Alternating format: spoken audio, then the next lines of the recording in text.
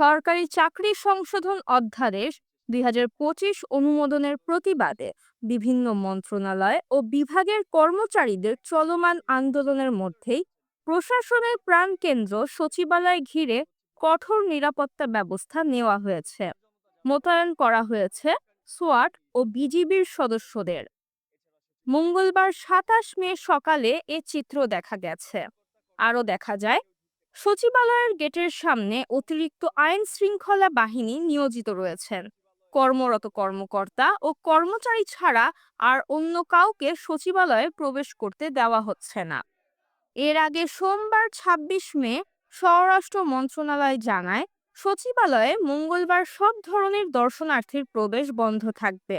এক বিজ্ঞপ্তিতে স্বরাষ্ট্র মন্ত্রণালয়ের জননিরাপত্তা বিভাগ থেকে এ সিদ্ধান্ত জানানো হয়েছে।